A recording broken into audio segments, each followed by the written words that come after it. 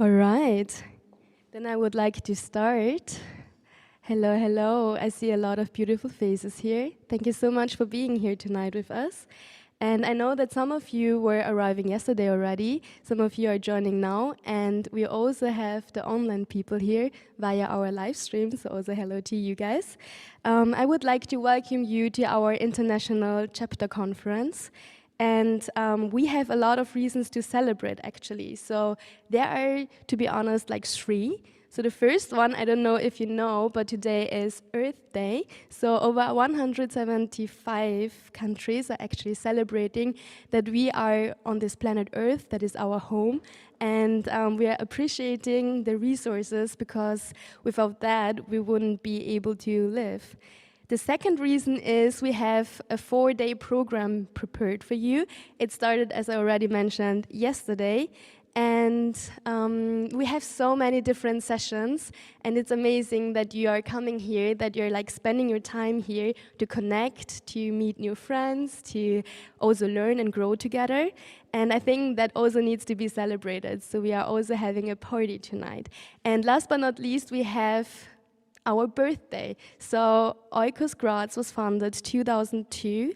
And the founder, Clemens Moder, is also sitting here. And he's gonna to have a little speech later, and I'm super excited for that.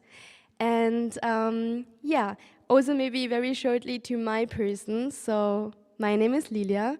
I'm a PhD candidate right now in social and economic science at the University of Graz.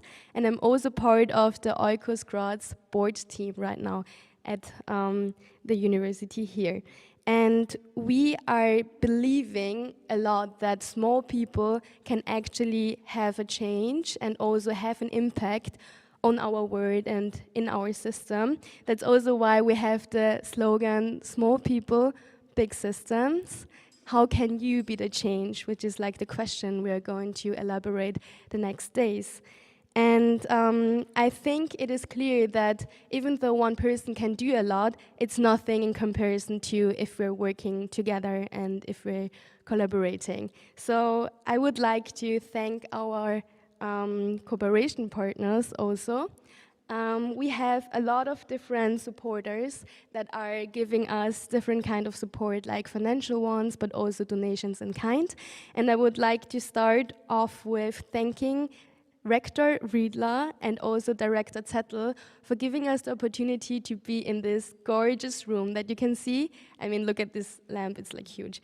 And also we have the room at Unicorn because of Bernhard Weber, so also a thanks to that. We're going to be there at Sunday.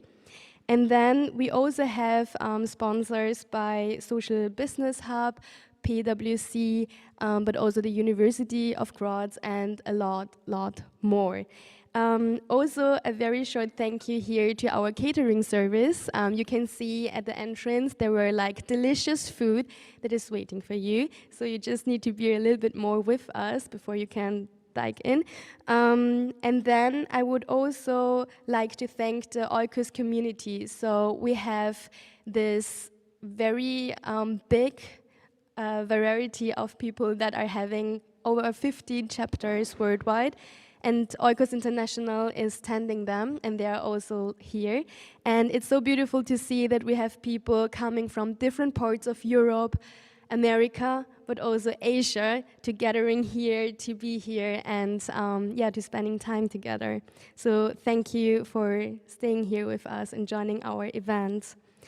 And then I would like to raise a very big thank you to the Oikos Graz team that dedicated so many hours of work, so much time, because they're passionate about what they're doing and working voluntarily next to their study, next to the job, and also life. And especially here, a big thank you to my ICC team. Some of them are here right now, some of them are outside or not here. And for that, I would like to ask you to just give them a big applause and appreciate that.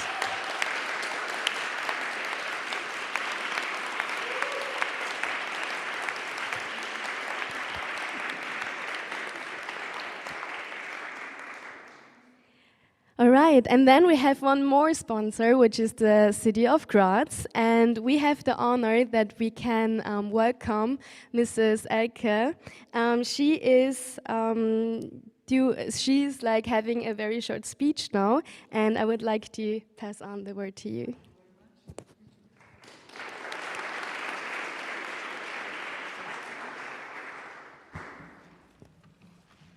It's okay so.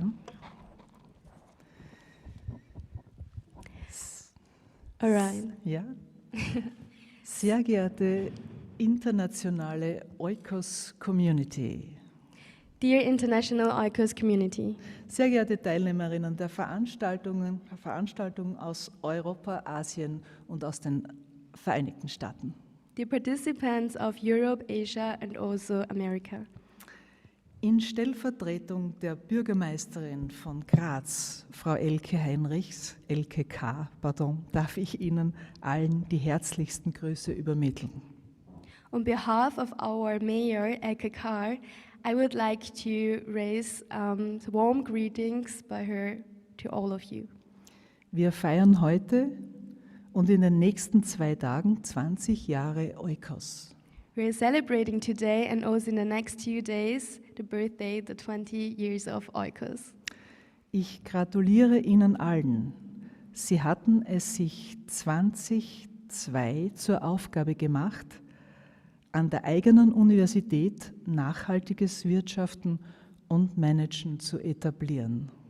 I would like to congratulate you that you are starting from 2002, including sustainability in management and also economy at the University of Graz. Es beschäftigt Sie alle seither die Frage, wie können Einzelne im Weltgeschehen etwas bewegen? Since then, we're dealing with the question, how can individuals make a change in this world? Nach meiner Information ist einer der Tagungsinhalte von heute, wie komme ich aus dem Zustand der Angst zur aktiven Haltung? According to my information and knowledge, one of the program points today is about the question, how can I get from a point of fear to become active? Diese Gedanken sind mir persönlich sehr vertraut. I'm very familiar with those thoughts. Sehr oft stellt sich in vielfacher Hinsicht bei uns allen täglich die Frage nach der Entscheidung, aufhören oder weitermachen. Very often we're asking us the question and thinking about the decision, should we stop or continue? Ich persönlich, solange die Energie bei mir reicht, entscheide mich für die Option, gegen jede Hoffnungslosigkeit zu handeln. For me personally, as long as if I'm having enough energy for that, I would always choose the option to never give up and to fight against hopelessness. Ganz einfach und etwas anderes erscheint mir unlogisch. It's so easy for me because I think everything else would be just illogical. Und ich denke, bei Oikos kann es nicht anders sein. And I think that it also applies to the oikos community. Wir alle erkennen, dass man einzeln kämpfend schnell an die Grenzen des Machbaren und zum Stillstand kommen kann. I think that we know if we're fighting individually, we're very often standing in front of a stop shot and we cannot further come. Daher geht es darum, gemeinsam die Gedanken zu schärfen, welche Aktivitäten und Aktionen zum Wohle aller zum Ziel haben. So that's why we should sharpen the thoughts and think about which activities and actions are beneficial for our society. Sie alle jedenfalls, meine Damen und Herren, sind ein Vorbild darin. Ich danke Ihnen hiermit im Namen unserer Gesellschaft. Every one of you is a role model in that, and I'm thanking you for that and would like to also thank you on behalf of our whole society. Ich darf Ihnen zum Schluss nochmals eine erfolgreiche Veranstaltung wünschen, dem Team von Oikos herzlichst danken.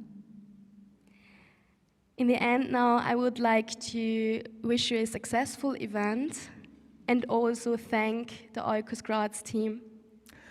Und ich möchte Ihnen gratulieren und Ihnen allen viel Kraft für Ihre nächsten Pläne im Sinne einer gesunden Zukunft wünschen. And I also want to congratulate you all and also wish everyone here a successful future and also a healthy future. Dies alles im Namen von Elke K. And that in the name of Mrs. Ekekar. Now,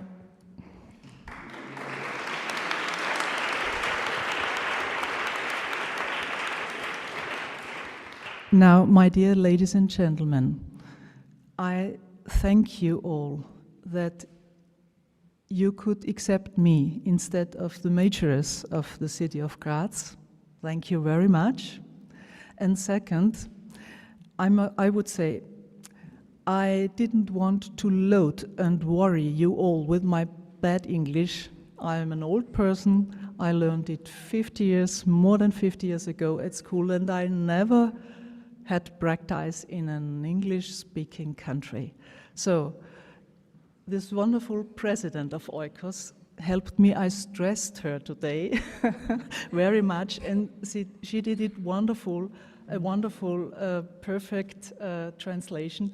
Thank you very much. A great applause for her and for you all from Oikos. Thank you very much.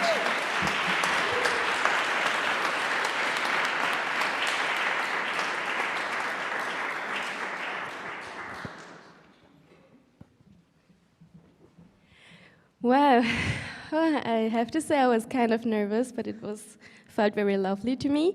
I would like to now give the words to Michael. He's going to tell us a little story about ICC. I need to use this because I prepared some notes. Have to admit, first of all, I'm pretty excited to stand here in front of you. I just wanted to let you know, so maybe you're also excited of this day, maybe not, but if you have, we have something in common. I have no idea on how to change the slides because this doesn't work.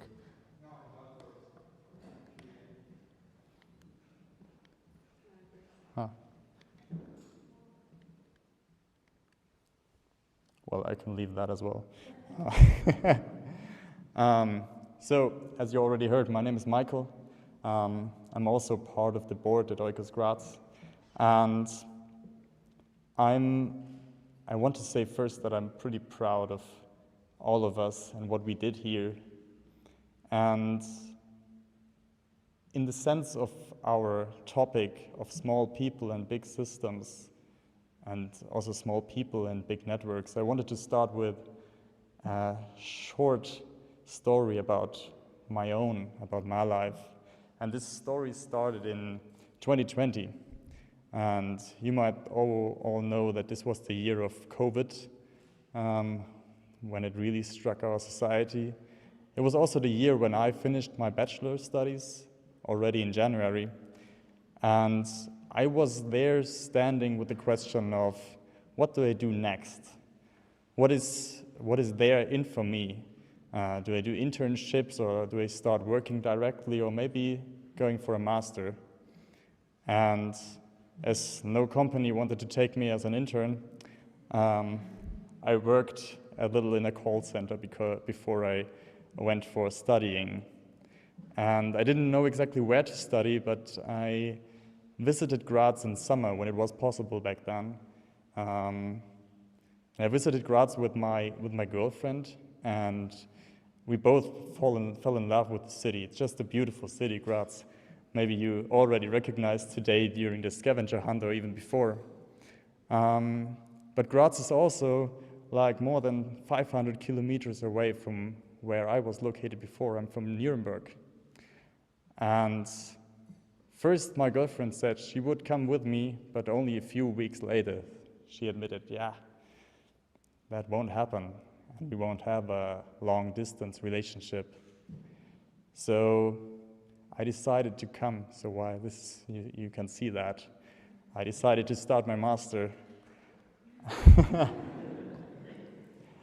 And I was now here in October 2020, me alone in Graz in a single flat, because I wanted to do that after having flatmates for the last couple of years.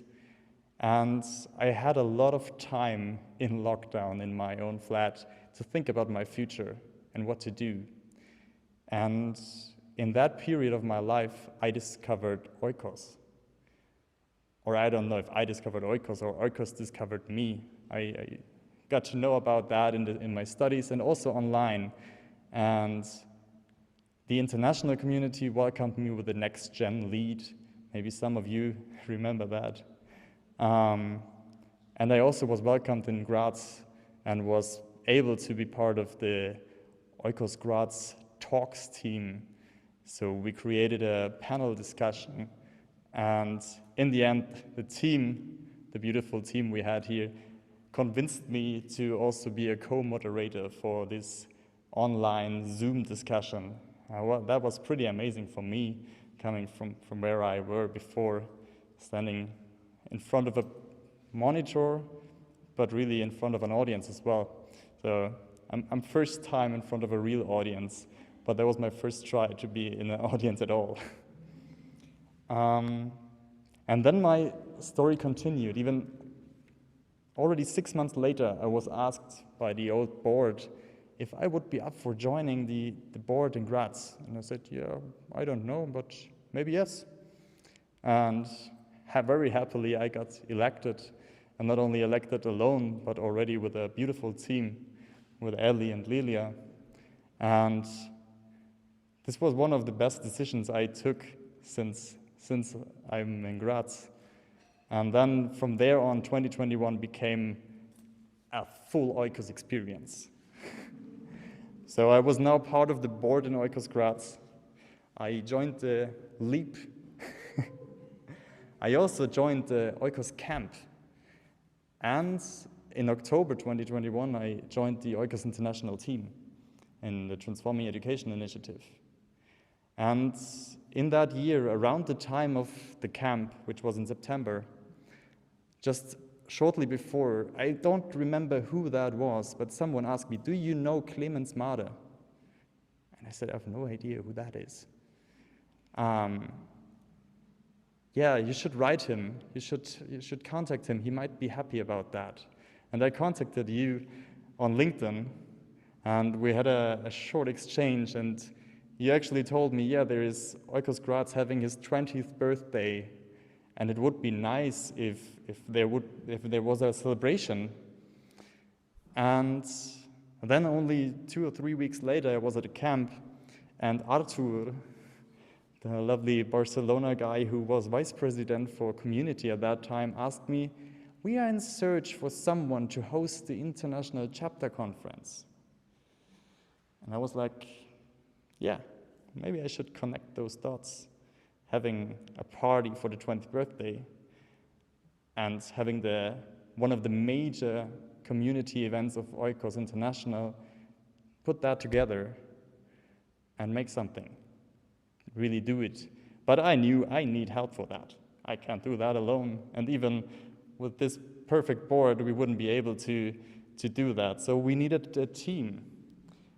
The only thing I was sure about was that Oikos Graz is capable of doing that. Still, we needed more people. And so I started promoting this event at our semester opening. And what I didn't expect was that we not only found more people to join Oikos Graz, but this event itself, this idea, attracted people to come to us. And this was this, if you have an idea and it sounds too big, way too big to do that, you can find people that want to do that together with you just because it is so big. And so then the complicated part started again. So this is a short how to set up a conference. First, you need a program that is interesting, that attracts people, and that also not only attracts people, but holds people in the space. Easy, right? Then you need a venue. where to find a place for around about 100 people, we had no idea how to do that. And if you expect around 100 people to join a conference and they are coming from all over the globe, possibly, you need accommodation as well. And then people need food and drinks. Where to get that from? And now it is becoming very obvious that you also need a good funding. Where can you get money? Who will give you money to do such a thing? And then you need to communicate about the whole thing and tell people that this is happening so they actually join you. I had no idea on how to do that, but somehow we figured out as a team. And the answer to all those questions is a good team, a lot of effort, and the continuous ask for support and helping each other. So I want right now, I'm sure I miss names, but I wanted to say out some names of the team and really appreciate all of your work. Linda, Magda, Victoria, Petra, Ali, Lilia, Anne, Michael, another Michael than me, Martin, Severin, Daria, Jacopo, Noemi, Eva, Antonia, Luisa, Nina, Kayla, Natalie, and so many more. I have no idea who else was involved in this whole process. But you are my peers. You're the best team I could ever imagine, and this is so cool. I'm really proud of that, and it still feels so real. I have no idea why I'm standing here in front of you, and I'm not sure if this is existing or it's only a dream of mine, maybe a nightmare, I don't know. But now you are here, it seems like, and you are the International Chapter Conference, you are the network we brought to Graz. So it's coming from being single persons, working together as a team, and now we have a network here in this room, and I think that's worth a big applause.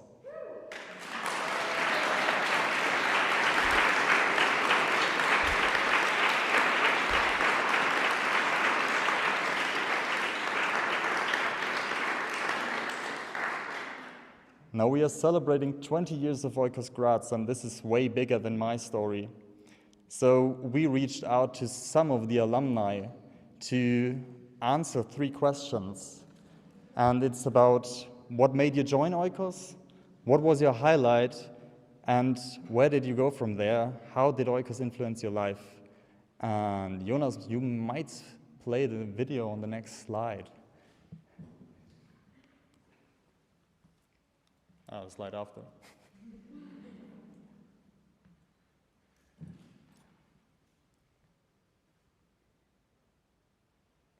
wanted to do volunteer work that had to do with sustainability, and I think Oikos seemed to be the perfect organization for it. And I think after almost 2 years, I can definitely say it is. I wanted to channel my interest in sustainability and yeah, just meeting people who are like-minded and cool people to implement project work. I joined oikos because there was a bunch of really nice people that not only wanted to gain knowledge about a more sustainable world, but they really wanted to get active. The highlight during my time in the board was probably to see the team grow, but also to watch people get excited about their own projects which they realized. And then my highlight, I think, was the organization of the Climate Action Day back in 2019, which we've organized with various climate and sustainability initiatives from all over Graz. And that really, for me, showed the power of cooperation and how many people there are actually out there having the same interests and same goals for society. I would say Oikos Graz and Oikos in general influenced me and also my personal development a lot because I learned many things, I could try many things, and in the end it made me more courageous, it made me more curious to learn more, and I guess this contributed then also to my decision to further engage with sustainability and to do a PhD. So I guess a lot And I'm very grateful for all the things I could do in oikos Graz, and I can still do in oikos International, which makes me very, very happy. I'm hoping to implement all the lessons which I've learned, but also to stay connected with the great network that oikos offers. Looking back, I would say oikos contributed a lot to my personal development progress, especially during the time as a board member and my participation in the LEAP program. I'm very happy for it, and I think it will help me a lot for the future. And what I also really appreciate is the feeling of empowerment I have experienced very often within the oikos cosmos. Some of the people in there are here today, so thanks a lot for your words, and I hope you will be there to be in contact. And I heard about network, so I hope this is the chance to connect with the oikos network as well. These were alumni, but also I said we have a history of 20 years, and it's barely tackled with, that was probably around the last 5 or 6 years. So what about the other 15? And I don't know if we can cover all 15 years, but I know that there is someone in here, and I want to introduce him, who can tell, and you heard about him already. We were only in contact on LinkedIn and a short talk right before this event started. A warm welcome, Clemens Mader. I'm happy that you tell your story as well.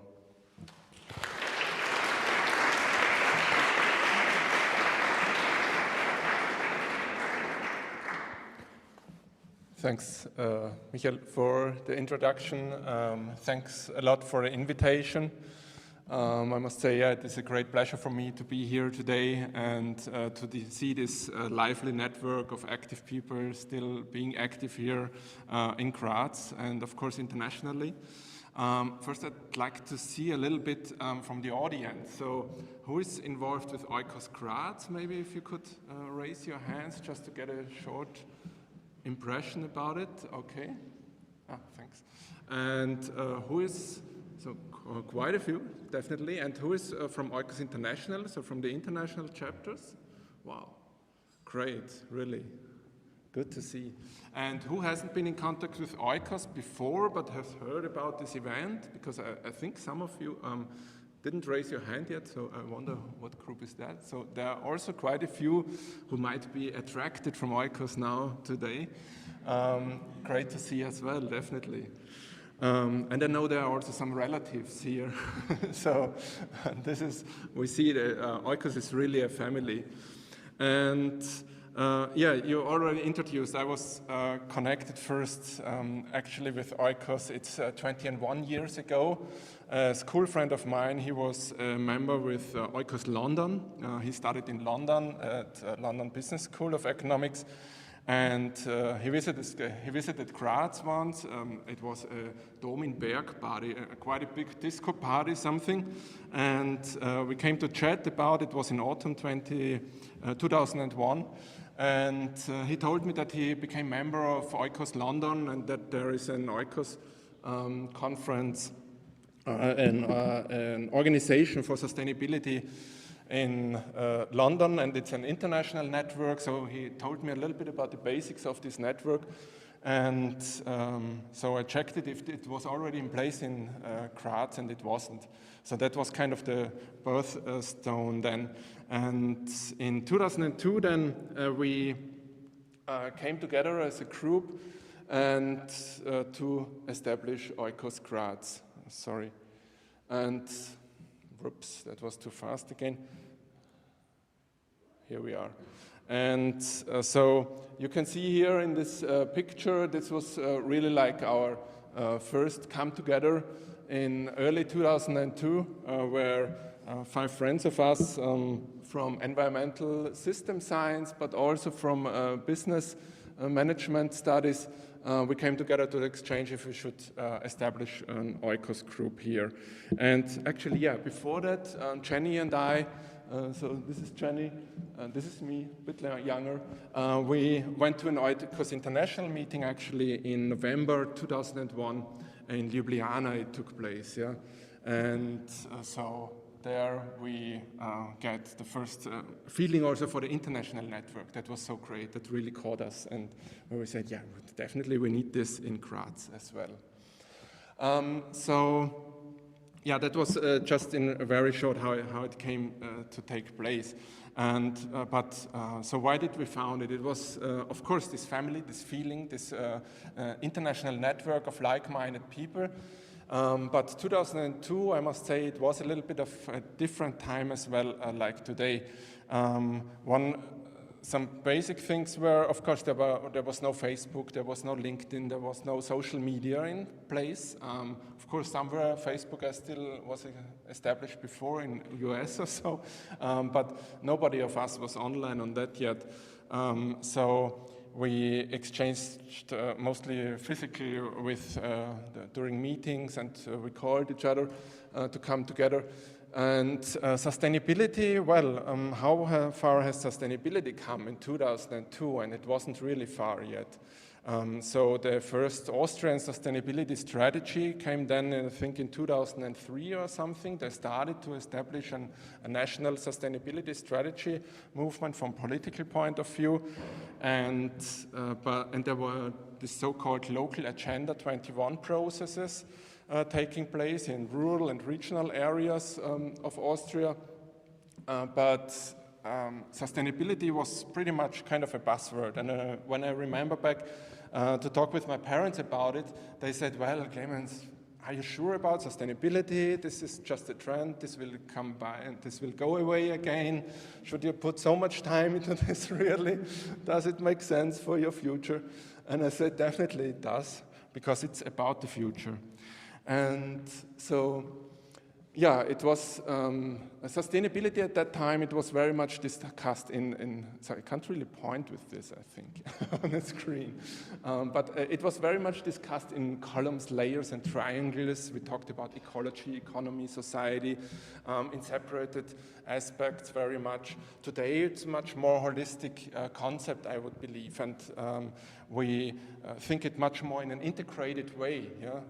We talk about integrated reporting. We talk about very much strong involvement, participation, transformation of society towards sustainable development, which means much more about looking into single indicators, if we can put a mark onto it, but it's a really integrated system today, which probably became more complex in our understanding, but we have learned a lot about it, I think. When we look then, I think I have it on the next slide or another one. I hop a little bit before and after, it doesn't matter. When we look, this was a presentation from 2004, yeah? And we presented oikos in some classes, yeah? And I found this presentation, Johannes, one of our former members, has sent me the presentation before. And this was the presentation we have shown very proudly. When we look at it today, yeah, what really comes to our mind in the first sense, it's all male, yeah. And today, it's at that time, it wasn't just really any discussion about it, yeah. That we are not gender equal when we look into the speeches and so that we do. We just looked into some people. But it was just not a matter. When we looked at the buffets, so at the aperos that we have had after our conference and so, we looked into regional food, but it was so much meat about it, yeah, and it was not vegetarian at all. It was really, again, another topic that we were not aware about to act differently in that time back then. So we had lots to learn, definitely. And I think a lot has changed during the past 20 years on that. Yeah. I want to go back again.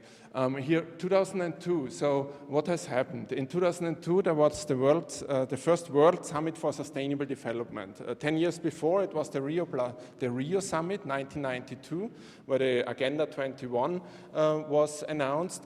And 10 years later, in the Rio +10 Summit in Johannesburg, South Africa, in 2002, the summit itself wasn't really a success. It was quite not a multilateral, but very unilateral thinking of the states.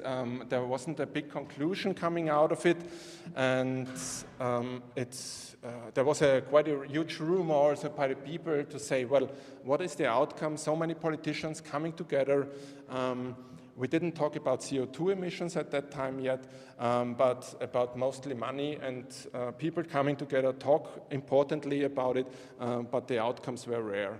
Yet there was one issue that came out from 2002, and it was the announcement and the decision to develop a UN decade on education for sustainable development. 10 years to put education into the core of discussion for sustainable development. Education for sustainable development. It's the UN decade here. It started then after 3 years of presentation after the 2002 summit.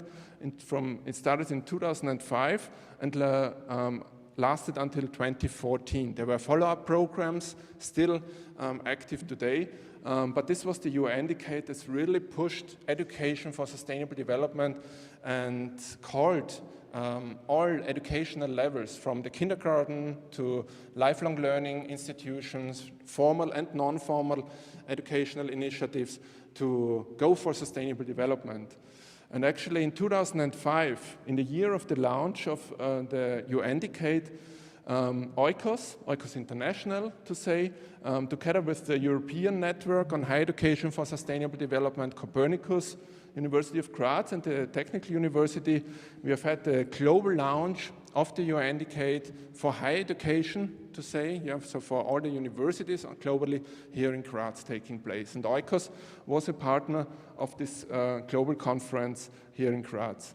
And out of this conference, there was also a commitment coming out of it, a declaration how higher education universities should actually commit to sustainable development. And University of Graz later on also in 2005 published its first sustainability report. It was really one of the first universities in Europe after Lüneburg in Germany, and Technical University published 1 year later. But it was really quite a prime step forward, and oikos was again active part of it. So from sustainability, it went towards sustainable development, and from a buzzword, it went really towards integration, I would think, during the past 20 years. What I also have here is our founding book. You can pass it through them or look at it later on. We have had this book where every meeting is kind of, we signed it, and there were lots of international meetings where members signed also into the book. And this is just one example here where actually at the Oikos International meeting in Paris, the participants of all different chapters, and so they signed into the book, and it's just nice to remember here. Yeah? So you know what this picture means. What has inspired us? So at the university, we have had quite formal curricula. Well, environmental system studies, it was still a study of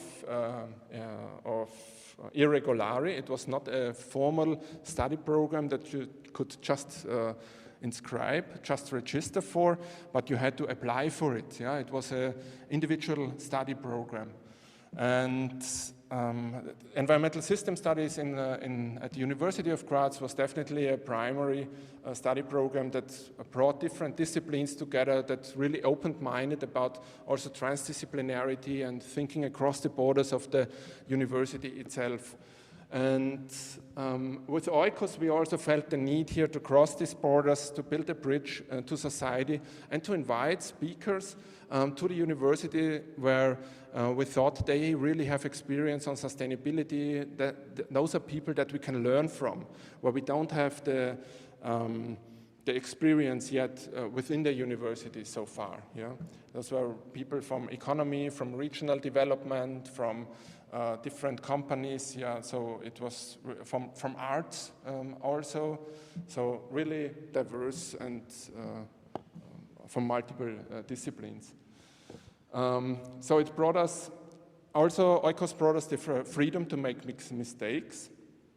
I think this is really something I learned a lot from it, to organize this kind of conferences and workshops, speeches and so on. And as a student, you have this freedom, yeah, to make those mistakes. And this felt really great from my point of view, because we made lots of mistakes, yeah. But doing those, we could learn from it. And we didn't have to be afraid of, yeah, to step into professional life later on without this experience. So oikos really brought us a huge step forward in trying out things creatively in terms of conferences and workshops and group works, ideas of thinking. It's of course this direct contact and exchange with inspiring and exciting players from the field of sustainability. Therefore, it's these global friendships that we have made. Still today, this international network is so strong, and we could exchange so great with international friends and alumni from the network. So it's really valuable and something great to remember. And then also these global insights to sustainability perspectives, I must say. When I remember, we have had a chapter in Beirut in Lebanon, and then was it in 2005 or something, the war broke out there, and we still could exchange with people there and help each other in terms of getting also jobs then at other places maybe, but this direct connection. And I think in days of today, we all know what it means to get these insights into also regions where people really have difficulties to live and to work and live together. Yeah. So these insights, I must say, really brought us a lot also about this understanding what sustainable development means for all of us, that we are not single in our place, but we are really connected globally and that we have impacts globally together.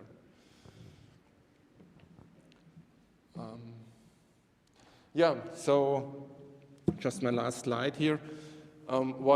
Again, I think from ESD stands for Education for Sustainable Development, where we have had this UN decade. My personal background today is I'm working on technology assessment and sustainability assessment in Switzerland at a federal research institution. And I'm also still researching in the field of education for sustainable development and finding new ways of learning for sustainable development. And there it's very much about transformative learning for sustainability. So whereas in ESD we have discussed a lot about competences, which kind of competences we should learn to act for sustainability, in transformative learning it is about to really change the behavior and empower ourselves about to become active for it. Yeah? It's not only the competences, but really to do something for sustainable development. And how can we integrate this holistically into educational institutions? My wife, who is also an oikos Graz alumni, and we both teach in Switzerland. Marlene, she teaches at ETH Zurich. She's a lecturer there, and what we face a lot with our students is the eco-anxiety, and what we experience there is this fear for the future. And I think this is really something that oikos can provide so much, the self-empowerment to act for the future, to be not, what means Ohnmacht, to be not helpless for the future, but really learn how to become active for it and get active for it. Oikos still here has this slogan of be informed, get involved, make a difference. Yeah? And this is very much about this, to find a solution for this eco-anxiety. And in Graz, we have then also added join oikos, join the future as a slogan as well at our times. So it's not about solving problems somewhere, but it's solving problems of our own future as well, yeah? Of our all future together. And back in 2002, we have had the Millennium Development Goals. Those were goals who were targeting at some state somewhere over the world, but not about ourselves, and it didn't take us into responsibility so much. Today we have the Sustainable Development Goals where each of us need to work for them. And so finally, it's very much also about the whole institution approach. So from going into integrating sustainability into curriculum, where I think we have come quite a huge step forward during the last 20 years, and where oikos in many places around Europe has become so active and so important for it. Today it's also very much about integrating higher education institutions into society. So again, prodding up the institutions themselves and making them becoming part of society, an active part, and becoming an active role for society, for the future of society. So yeah, those were my contributions so far. I think we have also quite a few oikos alumni in here. I asked before to raise their hands if you are from oikos, but now maybe I didn't ask it in case of the oikos alumni, and maybe you can also raise your hand in terms of alumni. And I just saw Frank coming in as well. So I think there are other connections also you can make your dots with and exchange with. Thank you very much, and congratulations to Oikos Graz for making this 20 years so great, and for your bright future I think you have in front of you. Thank you so much.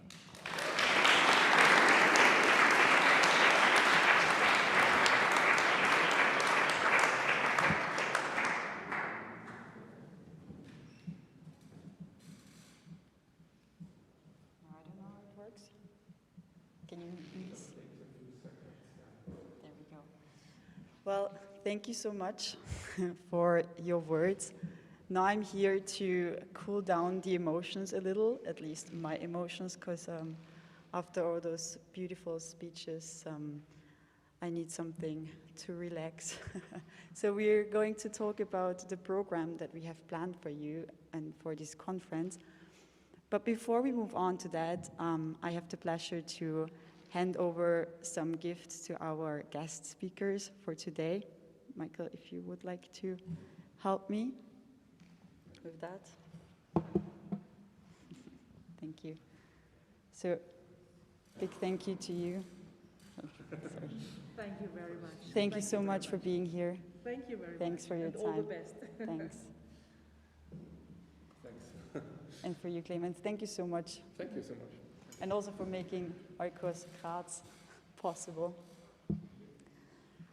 So now let's talk about the program we've planned for you. I just got some signs over there.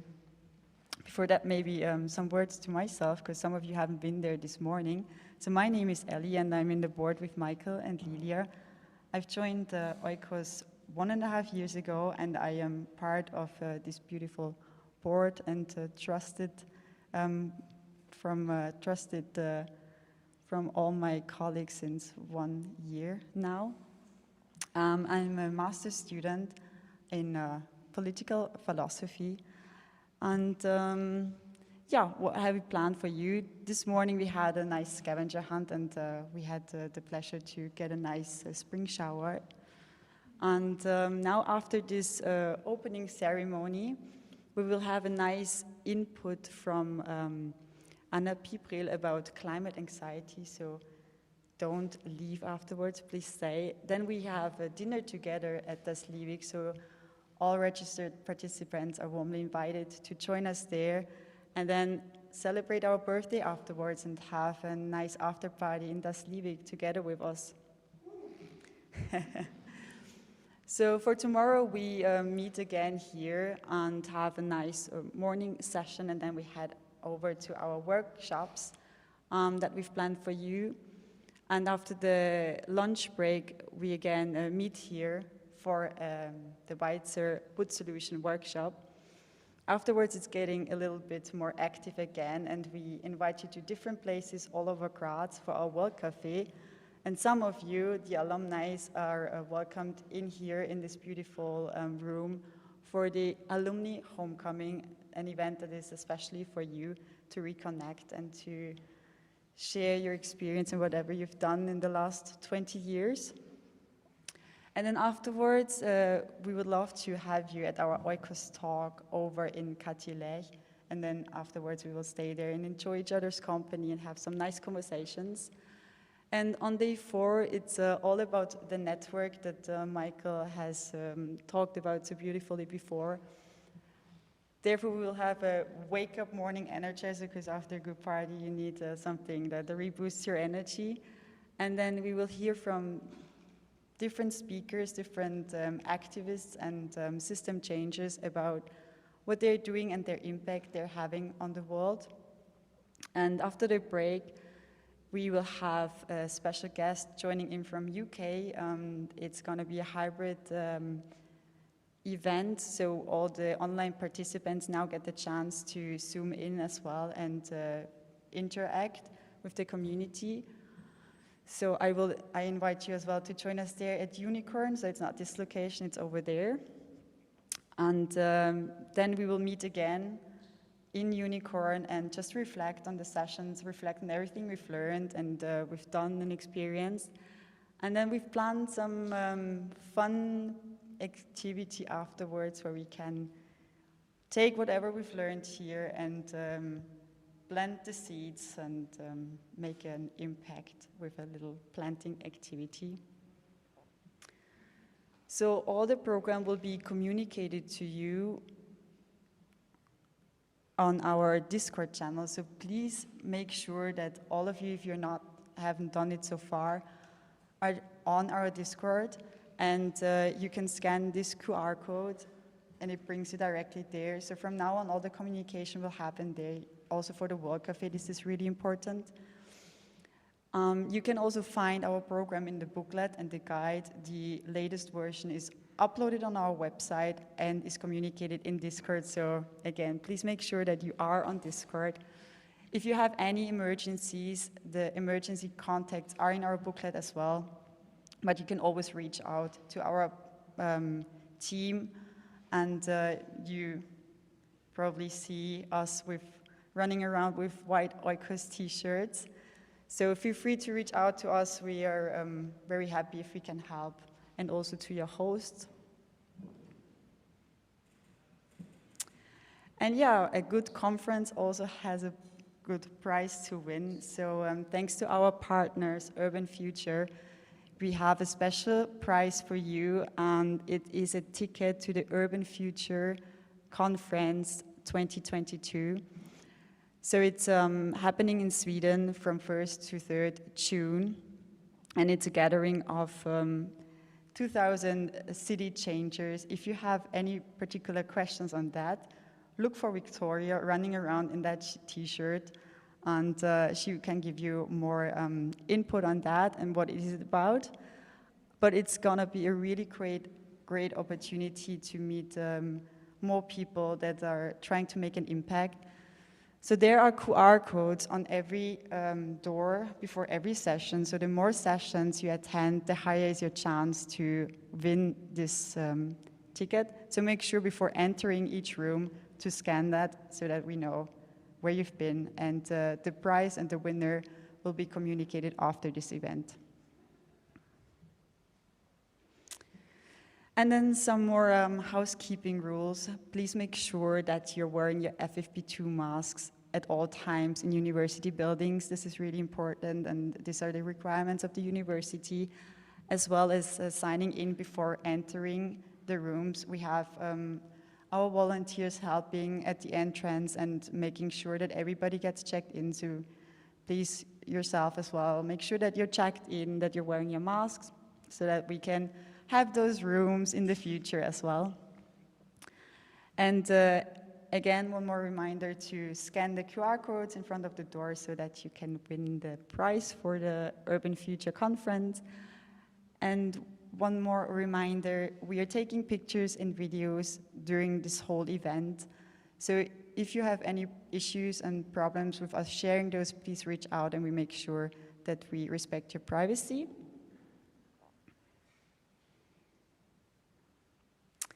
And the international team asked me to remind you that there is the oikos impact challenge. So for all oikos chapters, you can upload your projects that you're working on the oikos World Impact website. The voting started yesterday, as far as I'm informed. And so make sure that you upload your project and that you vote on projects that you like.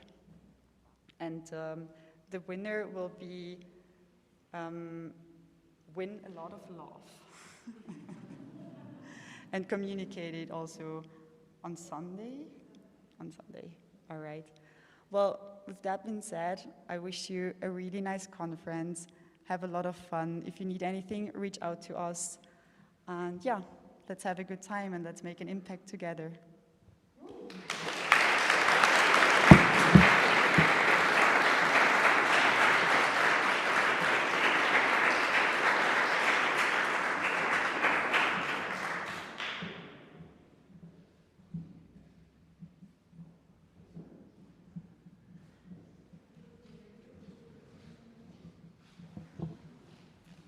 So our next program point starts now.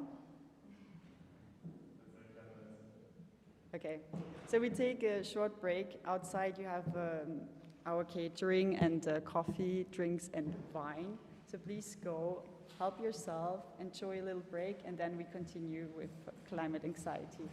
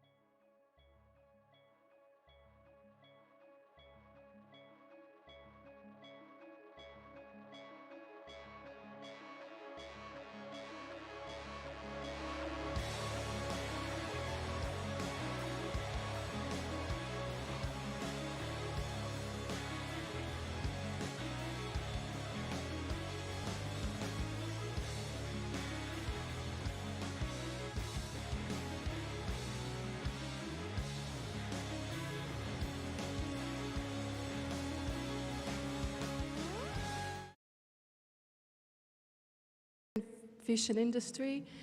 Honestly, I didn't know how to deal with all these very strong emotions of fear, frustration, anger, and how to talk to people around, not to make them feel hopeless and not to make them think like they can't do anything about it. And I realized later that I'm not the only one feeling this way, and that's why when we were thinking, what can we give to you guys on the day of individual level, on the day of we thought that it would be super cool to give you guys space to share these feelings and also to learn the tools how you can transform them into something beautiful. And that's when we reached out to Psychologists of Future, and Anna responded and offered her help to give this session to you guys on climate anxiety. Anna is a psychologist and eco-consultant. She's also a winner of Styrian Award in the field of sustainability in 2021. And with no further ado, I would like to give the floor to Anna and wish you a great journey from climate anxiety to climate resilience.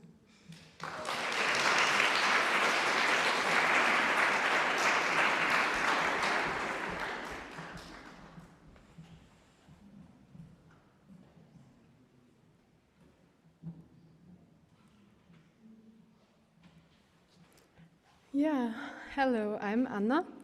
I'm so happy to be here and to hold this workshop for you. The workshop's theme today is from climate anxiety to climate resilience, and I want to start with a slogan, like Poulsen said once, climate change is a psychological crisis, whatever else it is. Can you see the slides? No. Yeah. Sorry, I can put, okay, I thought, okay, thanks. Perfect. Yeah. So what about, what's the connection between psychology and climate change or climate crisis? First, I want to shortly introduce myself. I'm Anna Pribil, I'm a psychologist and eco-consultant. I studied in Graz psychology, and then and my vision is to raise more awareness about the climate crisis and linked with psychology. So I'm consulting individuals, businesses as well, and doing workshops or lectures in educational institutions. The lectures are for different target groups, like I held one for doctors already, or students, for medical students as well. In the company sector, I'm consulting mostly tourism companies, like for the Austrian Eco Label. And I'm also doing workshops with school classes and try to put psychology in wherever I can, because climate crisis is so, it's everywhere nearly, and it can really be, you can really get anxious about the things you hear, and especially children are very vulnerable. And I'm also a forest owner, so I'm doing also a topic like climate resilient forests and excursion with other forest owners, because that's also a topic that I'm very interested in. To the structure of the work, I skipped one. Now to the connection between psychology and climate crisis. There are two ways you can see it. So psychology is the science of human experience and behavior. And of course, the climate crisis affects us as people. But on the other hand, also we people, our behavior is affecting the climate crisis in the other way around. And that's environmental psychology. That's my field where I'm working. To the structure of the workshop. First, I want to say something about the psychological consequences of the climate crisis. There are, on the one hand, pathological consequences and non-pathological consequences. And then I want to speak about psychological phenomena related to the climate crisis. That's like climate resilience and how you can get a stronger resilience, about pluralistic ignorance, about the single action bias, cognitive dissonance, climate communication. And there will also be 2 interactive parts where you can work in groups and work on your own strategies to become more climate resilient. And in the end, I want to give you hope through action. I want to talk about how you can change habits or how you can talk to other people about changing their habits. How is it possible to start? And how do we stay motivated to carry on a sustainable living? Sorry, did I do this? Okay. I'm not the best in technical things, so I'm sorry. Yeah, you all know this this slide, I think. Yeah, you can see the temperature curves from Austria and all over the world, and you can see clearly that the temperature is rising in Austria even much more than on the global scale, because we are a landlocked country and don't have the ocean to balance as a balancing role. Here it's also clearly that it's getting hotter and hotter every year since 1980. And I wanted also to speak just short about the tipping points, because, oh, sorry. There you can see.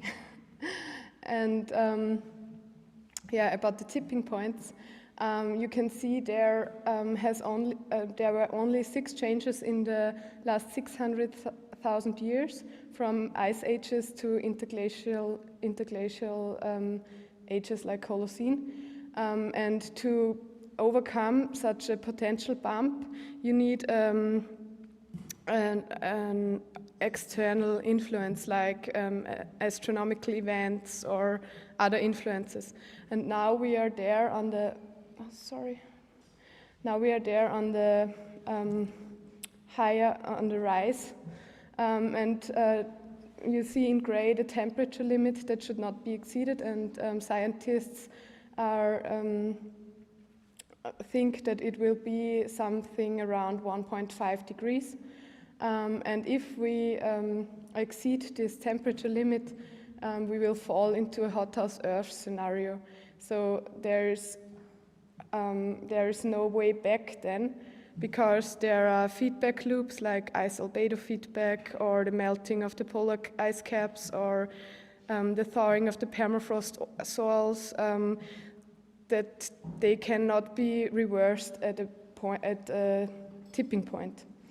I'm sure most of you already had this information, but I wanted to give you this again, and I want you now to feel inside and think about how do you feel after this information. And I prepared a Menti slide as well. You can just take your smartphones and scan the QR code, or type in the code on the slide, and yeah.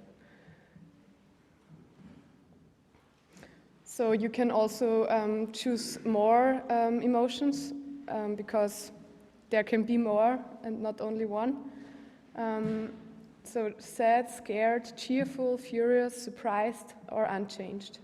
And there we will see the outcomes.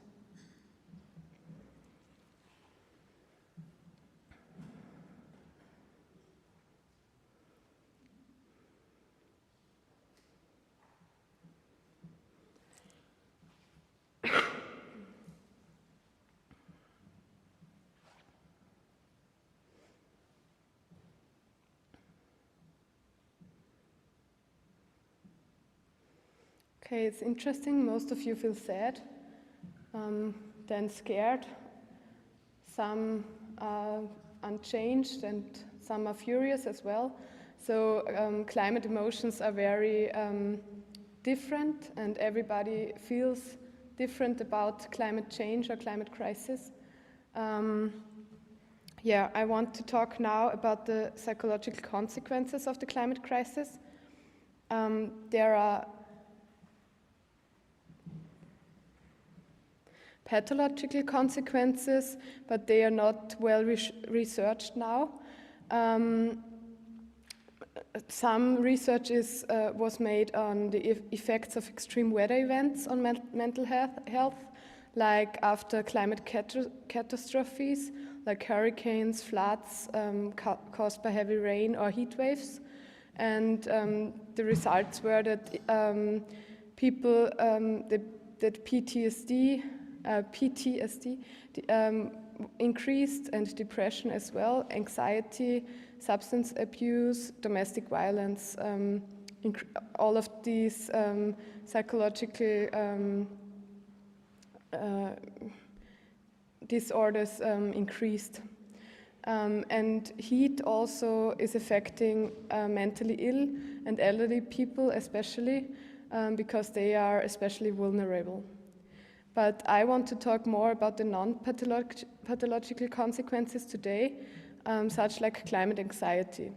It is not a recognized mental disorder because it's not in the ICD-10 or in the DSM-5. Those are diagnostic manuals in psychology, and climate anxiety is not in there.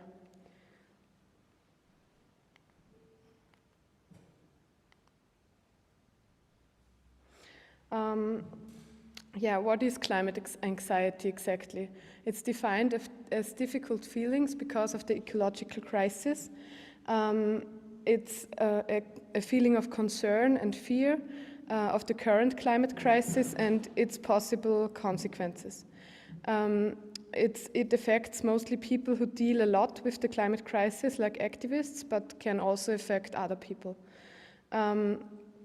And it's important that it's not a mental disorder, because it's an appropriate, meaningful emotional response to a real threat. And mental disorders are like to something that's not a real threat, like spider phobia or other anxieties.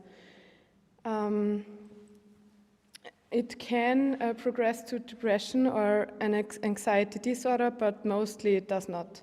And sharing emotions with others and getting involved and do something like feeling the self-efficacy that you can change things, that can really help.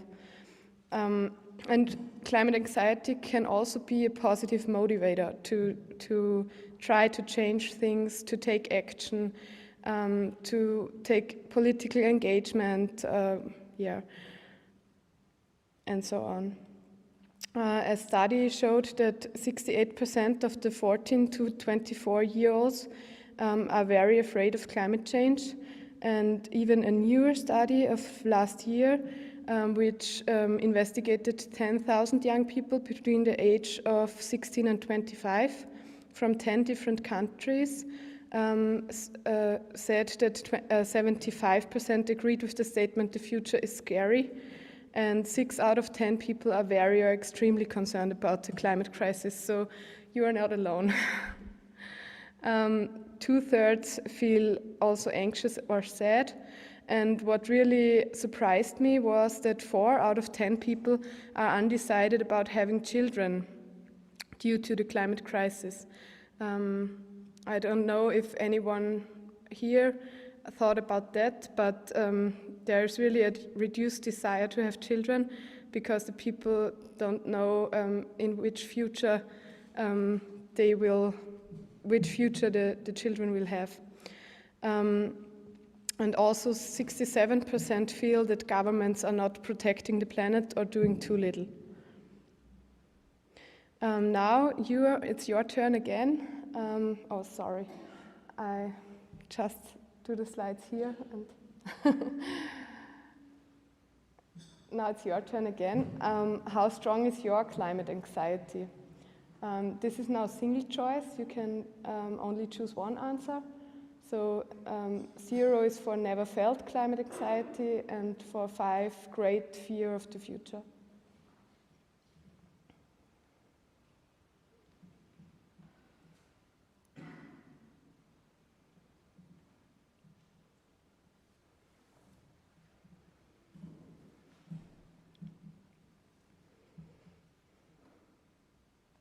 I really like, by the way, doing my own statistics here.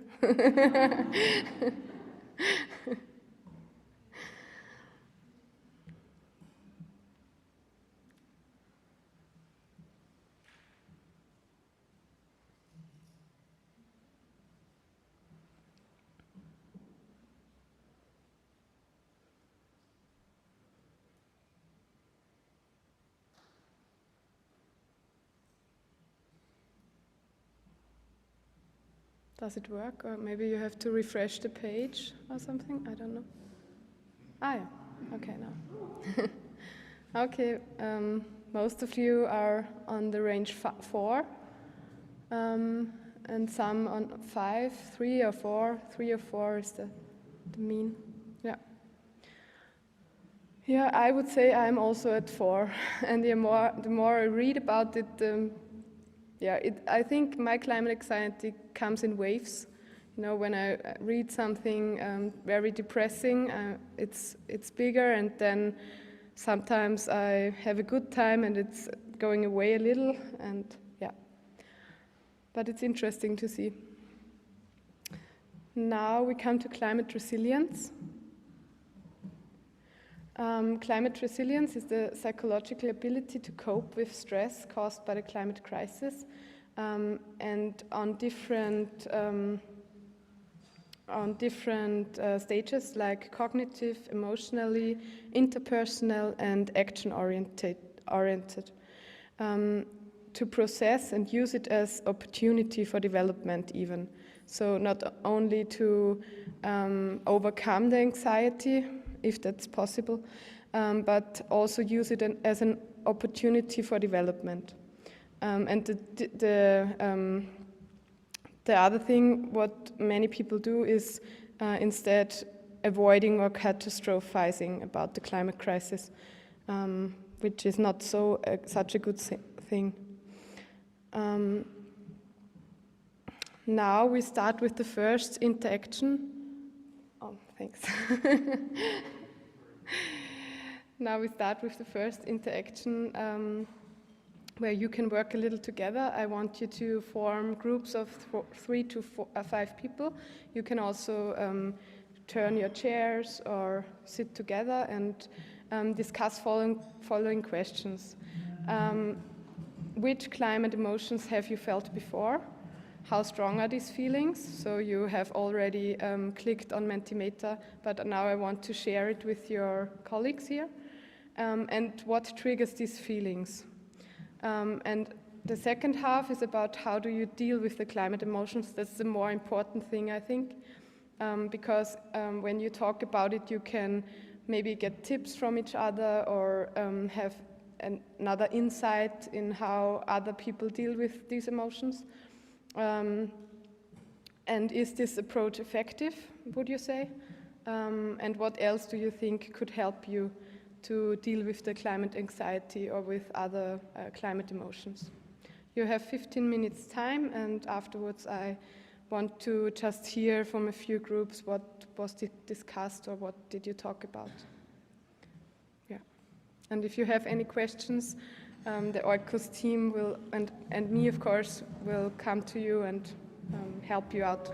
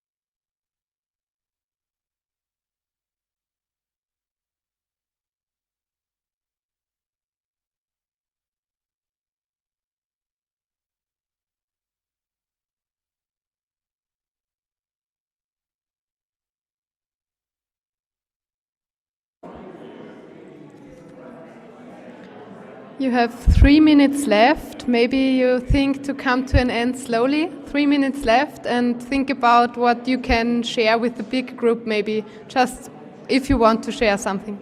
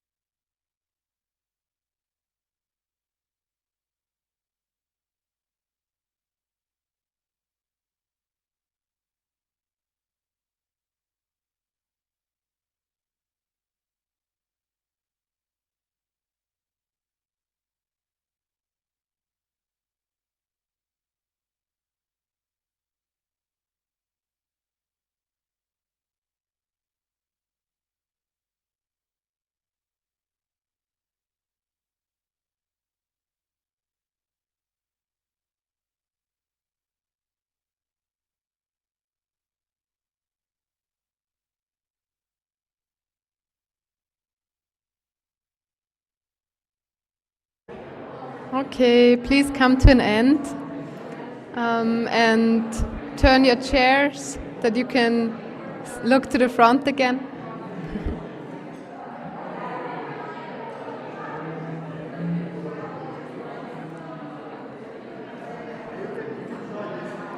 Okay.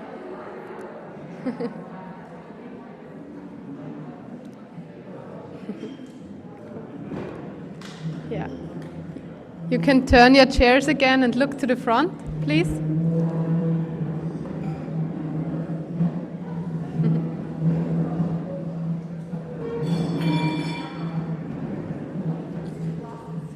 Oh, yeah. Maybe there were more people indifferent because of mine. Could be. Okay, I hope you had a good discussion. Anyone wants to share something with us, with the big group? Just raise your hand and Victoria will come with the mic to you.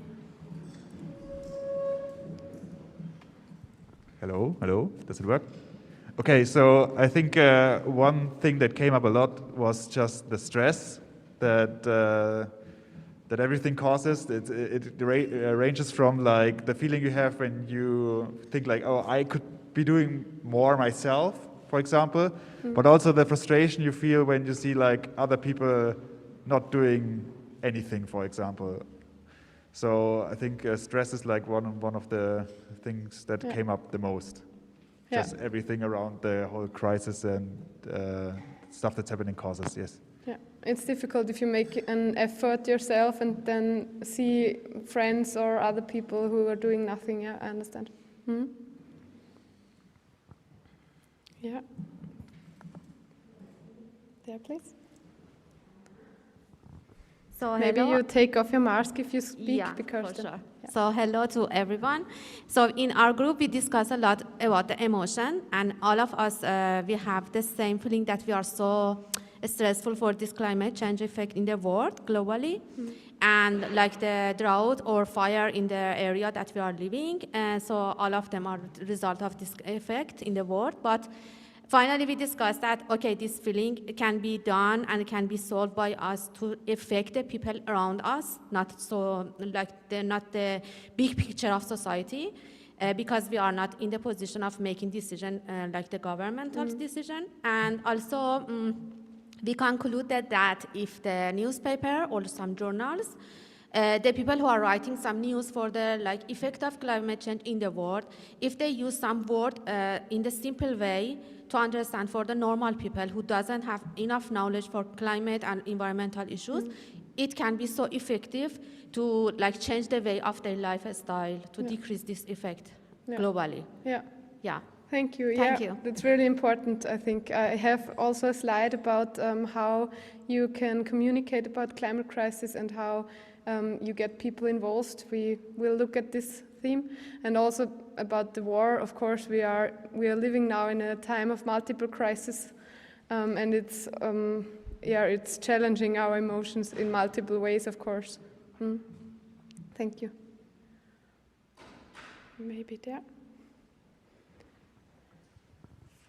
Yeah, we also talked about like the different emotions we had. We heard like sad, we saw that already, or frustrated, and also very, very angry when we see that nations, politicians, systems are not acting, or even just individuals in our environment.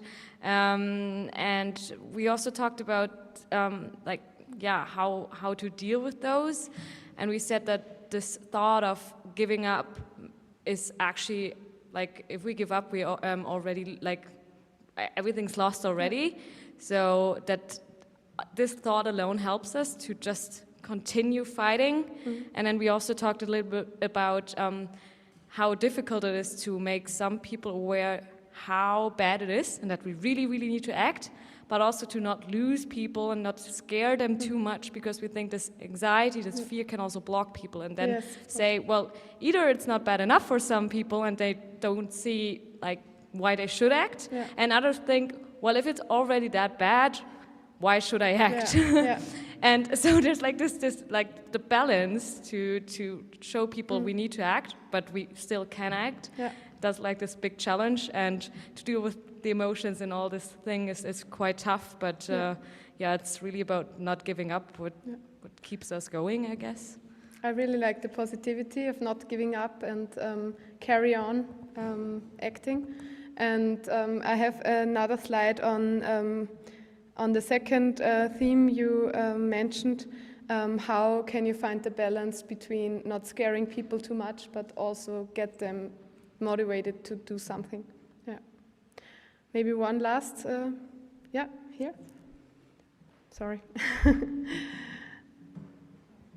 No, you, sorry. Thank you. So in our group we had quite a variety of emotions as well, which was very interesting because it's there's many perspectives from which you can look at it, and sometimes it can be a very vivid experience, and sometimes it's more future-oriented, abstract. So it can, like, it's also an emotional journey that develops, and like we learn in the LEAP program also, that emotions don't come by themselves, but they are clustered. It's like a lot of emotions coming together. Like we talked about nostalgia. I think it can be grief as well, sadness. We had a lot of emotions there as well. And so we were discussing what triggers it in us, on what is triggering these emotions and how are they serving. And we came upon also that the systemic change is of course coming from ourselves, and also that anxiety is maybe not the right emotion to lead the change, because it's more getting us into a state of freezing. So it's important to have this knowledge, to accept, to see the situation how it is, and then move forward and see where we can go next. It's very important. Thank you. Maybe we also take him, because I don't want to miss his comment. Thank you. It's like what we experienced is mostly kind of a bit like over there, like we had like a lot of a feeling of frustration in our group, I think, especially about real life politics. Like it's often like a huge difference what politicians say and what they do, obviously. And you know, politicians really like they're often thinking about like more keeping their power and staying like, and not like about implementing something long term that will help us like in 20 years, but they're just thinking about the next vote basically in 3 or 4 years. That was kind of frustrating to all of us. Like to deal with the emotions, we talked about like going there like on a micro basis, basically doing something good in your own life that helps and affecting the people around you, and this can create basically some ripples and go around. And yeah, we also talked actually about like the thin line you have between like bringing in maybe more emotions to really also get to people that right now don't care so much about climate change, but also not scaring of others basically, and being like too emotional so people are more like closing their eyes to it because they don't want to be like confronted with that topic. And that was basically what we talked about. Yeah, that's important. I think that's a key to motivate people also, and a key to the change. Thank you. Yeah, you have discussed already all of my slides. Here I want to talk about the fight or flight reaction and also the freeze, which is often forgotten, because in psychology we talk about fight or flight reaction like it's from evolutionary psychology. If the sable-teeth cat is in front of the cave, you have to fight or flight or run. So it's a hormonal process. You get an adrenaline rush in stressful situations, and that provides energy for survival or for survival ensuring behavior. But there's also this freeze action. If you hear information and you think, oh, I'm too small to do anything about it, then you feel so helpless and cannot really do anything. In one study, Ul Hedeke, it's an environmental psychologist in Salzburg, she came to the result that reading climate crisis information has no or even the opposite effect on climate-friendly behavior.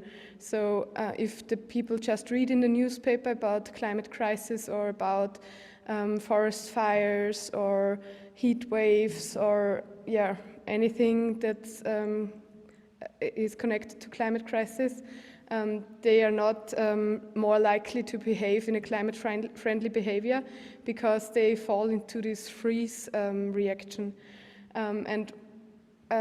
Sometimes even it leads to an increased ethnocentrism. So they are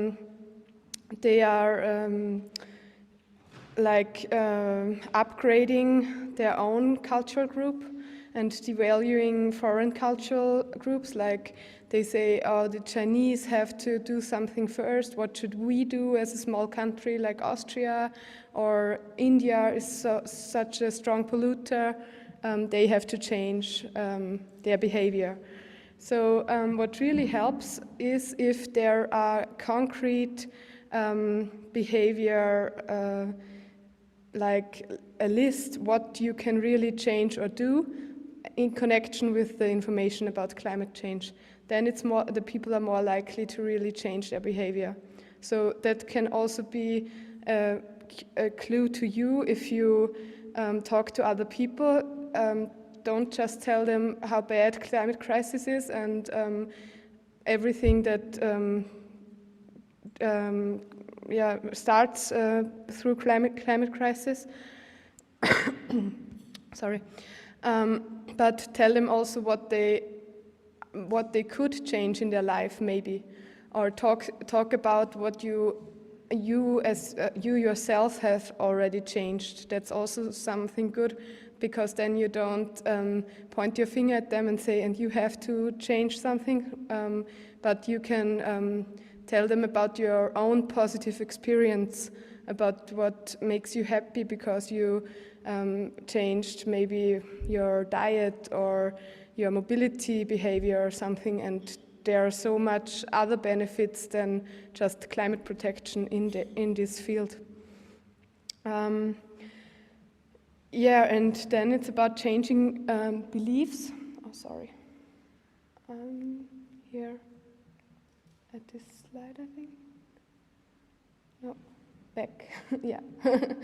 It's about changing beliefs. Some of us maybe are feeling like I can't do anything on my own anyway, sometimes.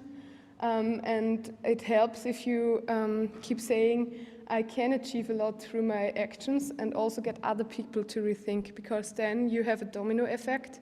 And when you talk about climate crisis to other people, and maybe they talk again to other people, and then it's like a domino effect, and yeah, everybody gets involved and everybody does something. Yeah. Now about climate communication, you have to adjust it for the target group. So if you're talking to children, you have to talk in a different way that to elderly people or students, or yeah. You have to know what is your target group, and then you can decide how or in what terms you talk about the subject.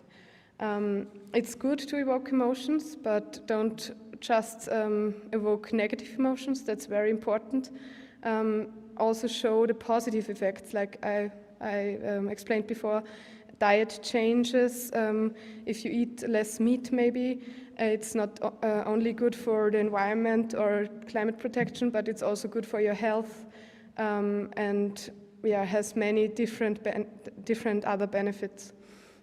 Or if you change your mobility behavior, you are mobile without noise and without pollution.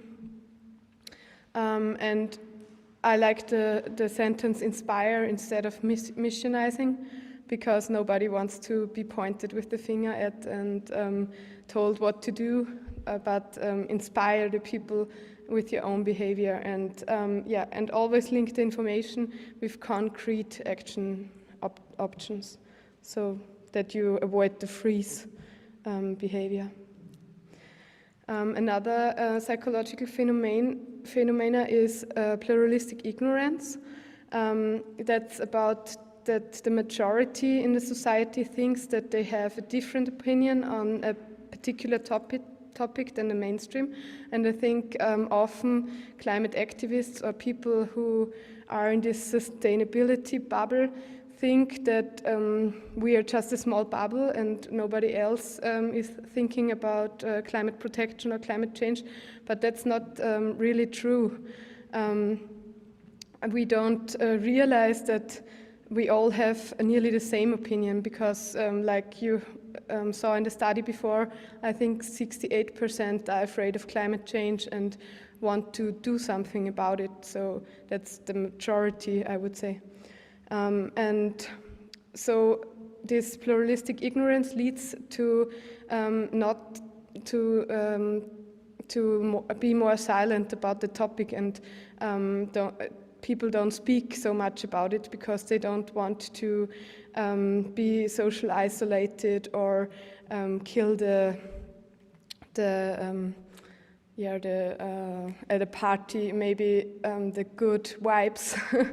They don't want to bring on such a depressing topic maybe, but everybody really thinks about it, and everybody is concerned about it. Yeah, and the solution is, of course, talk more about it, about the topic of the climate crisis and climate protection. And you can also talk about it if you're not doing everything perfect. That's also very important, because some people think, Okay, I'm not living so sustainable, so I cannot talk about climate protection because other people would say, yeah, you're driving a car and you're flying somewhere for holiday, and I don't know, but it's important. Nobody is perfect, and everybody does what he or she can, and it's important that we are talking about it and finding solutions, and yeah. And the cognitive dissonance is also a phenomena which you discussed, I think, in your group, because it's about climate skeptics and how they evolve. There are some areas when values do not match our actions. So humans always strive for cognitive consistency because that's a good feeling when we acting like in the way we have our values. But sometimes the information contradicts our beliefs, and then we want to dissolve this internal tension. And it could be either by changing our behavior, like I heard that flying is bad for the climate, so I stop flying, or by adjusting our attitude, and that's what climate skeptics do most of the time. They just say, as an individual, I cannot do anything anyway, or flying is not so bad. I stopped using plastic bags instead or something. So they are not adjusting the behavior, but the attitude. And then there's also this cognitive consistency again. Yeah, and some people compare also to other people, and then they think I'm doing a lot more, so an exception can be made, and I can, I don't know, fly on vacation whenever I want because I ride a bike and I shop locally, and then that's not so bad. And yeah, one always finds arguments to reduce cognitive dissonance. And I already talked about that. And yeah, I also want to say that politics can reduce cognitive dissonance in society a lot, because if they set clear guidelines for a decision, then people wouldn't have this cognitive dissonance that they have to decide, like, should I do this or that? Maybe if the train would be cheaper and the flights would be more expensive, then the people wouldn't have to think about, oh, I can fly there for 20 euros, if that's not possible, because the politics set guidelines, then the cognitive dissonance wouldn't be such a problem. Yeah, there are 7 dragons of inaction. I think that's a funny study of Gifford, 2011, and he makes 7 different groups. Why aren't we doing anything? And I just want to pick 2 or 3 out of their maybe limited behavior, because some of us think, it's connected with the rebound effect. Maybe if you buy a new car, it's more efficient and it doesn't need so much fuel to drive, but then you drive a lot more than before, and that's like the limited behavior thing. Or the comparison with other people. I already said this. Maybe why should I change if they won't change? Or also ideologies. That's an interesting point, I think, because some people think that techno-salvation will save us all, like geoengineering, and that I'm not thinking that will work. I think maybe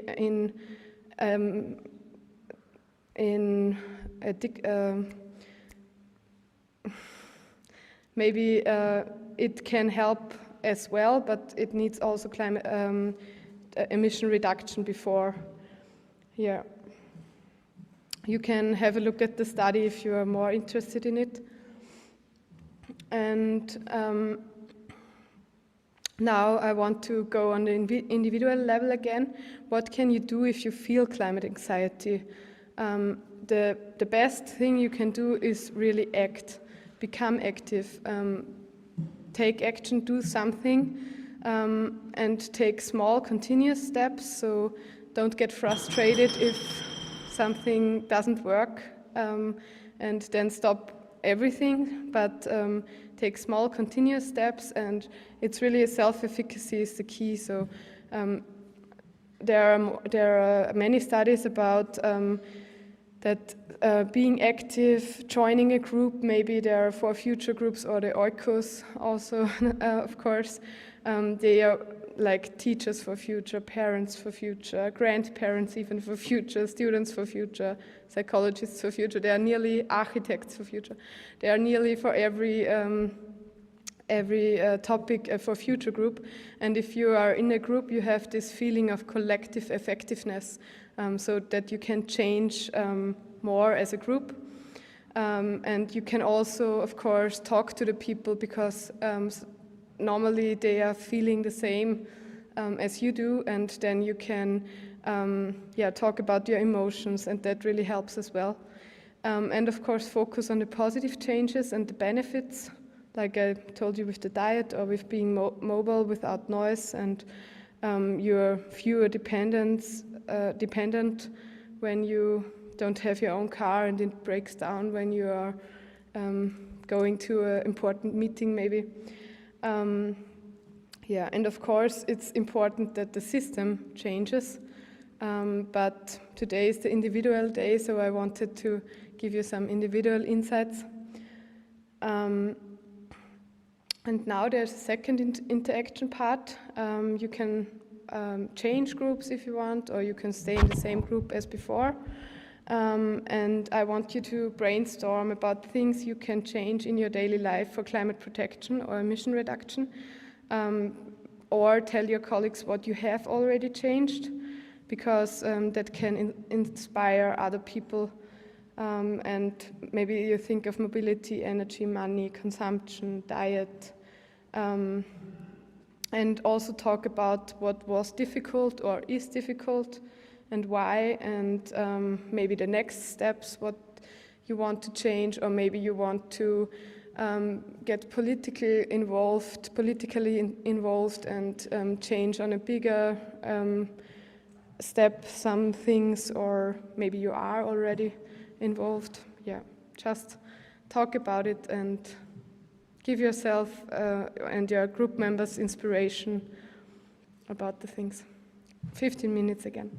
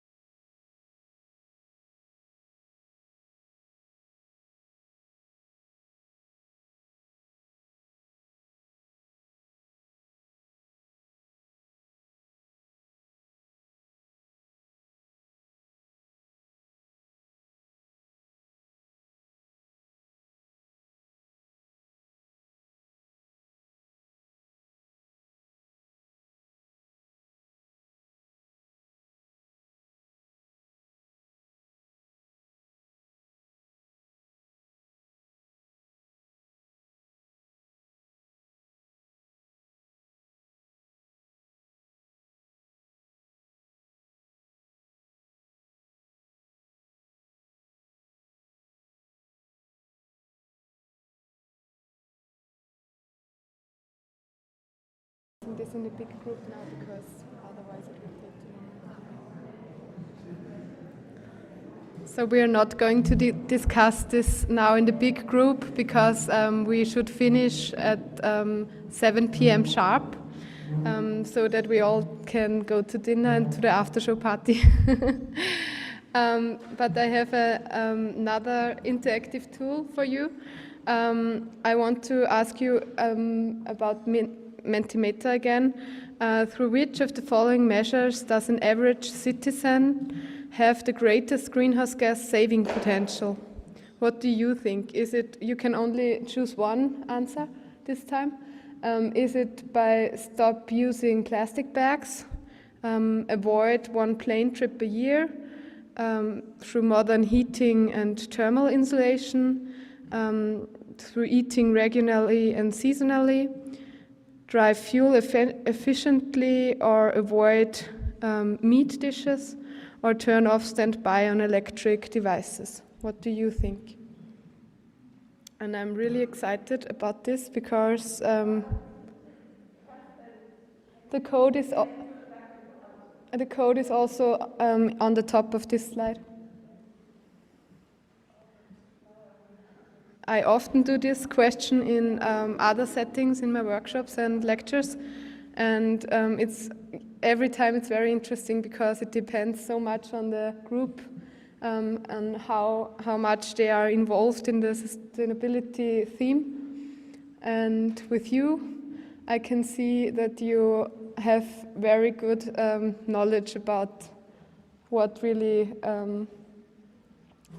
is effective. Yeah.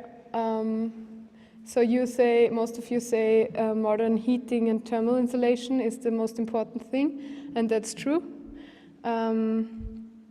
Then on the second side, it's avoiding one plane trip a year, and on the third, avoid meat dishes. Okay. And nobody chose plastic bags. That's very cool because in the study that was made 2019, I want to show you this. They also asked in Germany the same questions, and most of the people said stop using plastic bags is the most effective thing. And yeah, you were right with modern heating and thermal insulation. You see the facts in blue and the belief in red. And also avoid one plane trip is on the second, and avoid meat dishes on the third place. So your knowledge about sustainability behavior is really good, I must say. I also overestimated what was to eat regionally and seasonally, and yeah, dramatically underestimated was the avoiding of meat. I find this study is really interesting. Oh, sorry. Yeah. About eating regionally and seasonally, why is it overestimated? Like, I mean, why is this number so low? Because the transportation is not the biggest influence on emissions. If you eat like meat, there are the methane emissions and everything, even if it's from Austria. And if you eat maybe tomatoes from Spain, you have the transport, but the transport emissions are not so big. Or even you can even theoretically eat avocados from Peru. They come per plane, and it would be less CO2 emissions than bread with meat or sausage or something. We overestimate the transport emissions most of the time because also advertisement is telling us that you should eat regional food, and of course it's good also for the farmers and has other important benefits, but for the emissions it's not the most important thing. Yeah. And now to the end of the lecture, I want to give you hope. I told you at the beginning, hope through action. I found an article by Andreas Sator. I don't know if you know him. He is writing in the Standard. And his article is called "Climate Crisis, the Greatest Challenge of Mankind." And he also has a look at the theme, if someone becomes vegan or stops flying, it doesn't help, does it? And is questioning all this behavioral change. But he is then saying that it is virtually impossible to live climate neutrally in our world, in our Western world, in the global North, because everything we use, like infrastructure, everything we use, everything we do is producing greenhouse gases. The production of our food or our clothes, transportation, everything. So it's nearly impossible. So large systems have to change, of course. How we are mobile, where the electricity comes from, how we heat our houses, how agriculture is performed, how factories work, and the waste management, of course. And that are all tasks of the politics. But in his conclusion, he comes to the conclusion in his article that, however, in order for politics to change something, each individual needs to change their behavior as well, like as a mean to an end. So everybody has to change, because then politics will see there is the will in the society to do something, to change something, and then they will change the system. Nevertheless, climate crisis is very much individualized, and I don't like this, because we all feel the big responsibility lasting at our shoulders, and like the responsibility is passed on to the consumers, and we are told that through our consumption habit we can change the world. But did you know that BP invented the carbon footprint to distract from their own carbon footprint? And those are such bad things, I think, and it shouldn't be like that. But I already said this, that it is a system and a structural problem, and of course, if flying is so cheap and much faster than using the train, not everybody will be able even to choose the train over a flight, or riding a bike when there aren't enough bike lanes, or eat organic products when they are much more expensive. So it's also a time and a cost factor for many people. There is also another article in the link if you have more interest, if you're more interested in discourses of climate change. It's about how politicians speak about climate crisis without changing anything, just to delay action or to individualize it more. That's also very interesting. But I want you now at the end to give you a positive outcome of this whole lecture, because you still make the decision. Yes, political solutions are needed, but what is politics in a democracy more than the vote of each individual voter?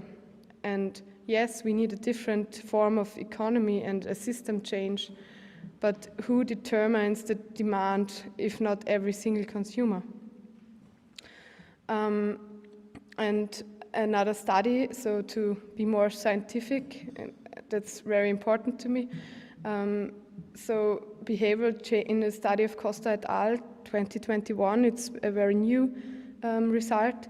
Behavioral change accounts for 20% of the total greenhouse gas emissions reductions that would be needed to reach net zero emissions in the EU by 2050.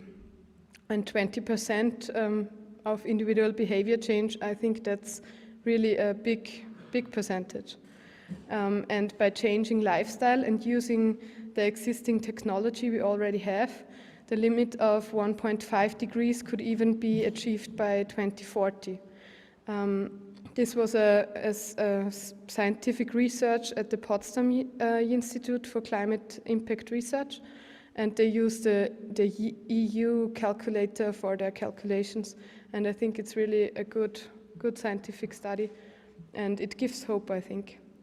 Yeah, and you really can make a difference because every step counts. There are even more studies about exemplary effects, like people with a PV system on their roof had 63% more success in 63% more success in convincing others to have one too than those without the PV system. I think that's also a cool outcome.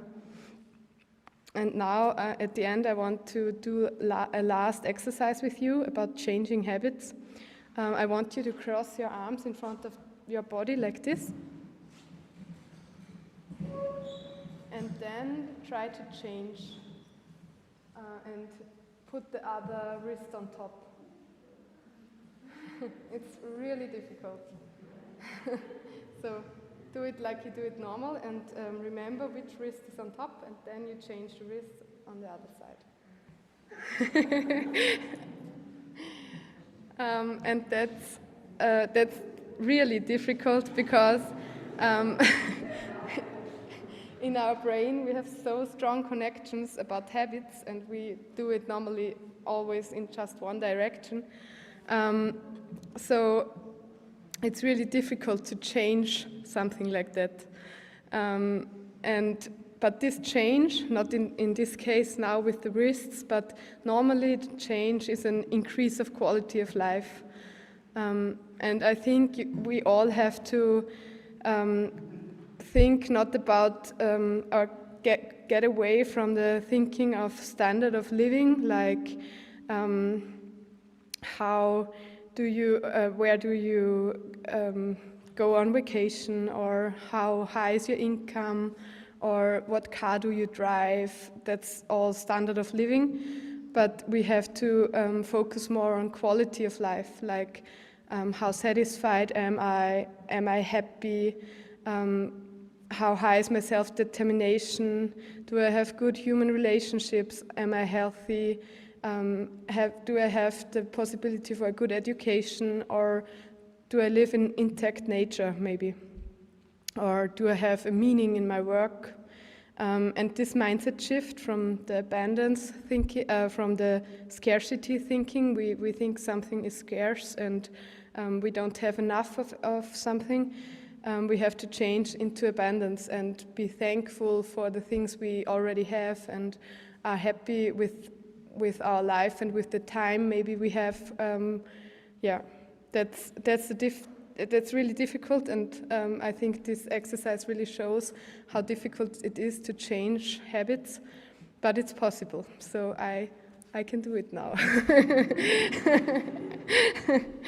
It just needs a little exercise and really staying with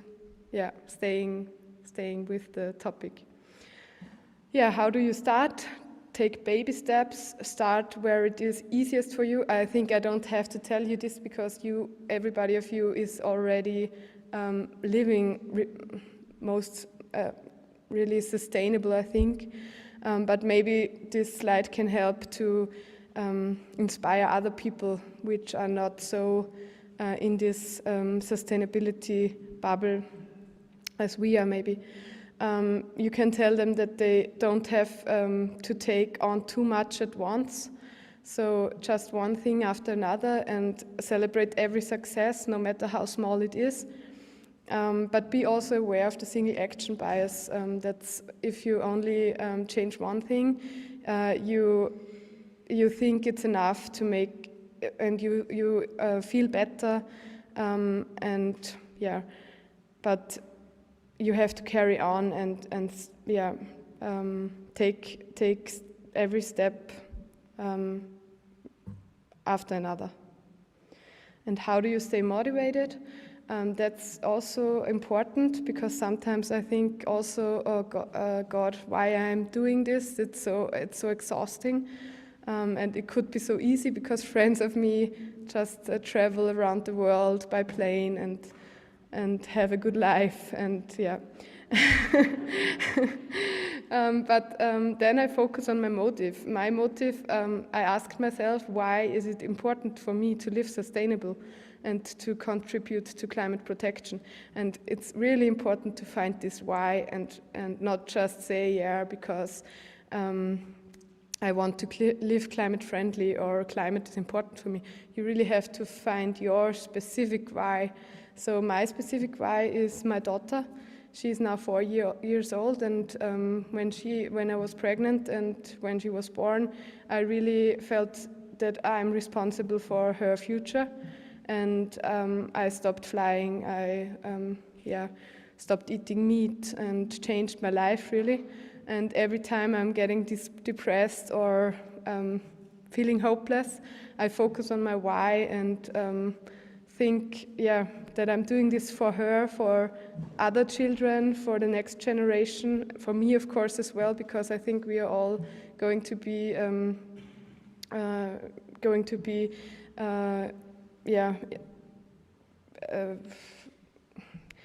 through the climate change, we are all getting to know what's it like when it's getting hotter and hotter. And that gives me the power to carry on. And maybe at the beginning you can also post a note with your why in a place where you can see it again and again, maybe the refrigerator door, and then you can have a look and be reminded of your why and stay motivated to change something. This I want to skip the next slide because, and that's just a summary maybe of your own discussion. What can you do? I think money is often forgotten because you can switch to an ethical bank. The other things I think you know already, and I don't have to go through them. I want also to make some advertising for the Psychologists for Future. We have free consultation. If you're feeling really anxious or hopeless, you can just write the mail at this email address and you get one free consultation and be also, can also be, get a therapist then where you can have regularly consultation. Then I want to say thanks for your attention. And I want also to close this session with a citation. We don't need a handful of people doing climate protection perfectly. We need millions of people doing it imperfectly. So don't let perfection slow you down, just start, and you don't have to be perfect. Thank you.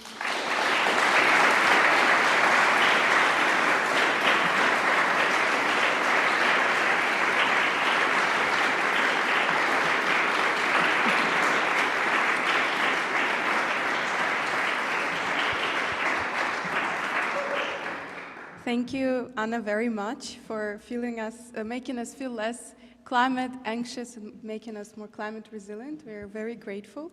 And as you mentioned, Spanish tomatoes are less bad as eating Austrian meat, but it's even better to eat tomatoes from your balcony. Yeah. So we wanted to give you this little present. Thank you very much. Thanks. Yeah, thank you very much for the session. I hope you guys enjoyed it. And now, one announcement. Yes, we're having a party at 7 in Das Liebig. It's very, very close to here. And important, we have free food there, but you can eat it only before 8 because kitchen closes at 8. So you really need to run, run for food. And yeah, hope to see you all there. Thank you. And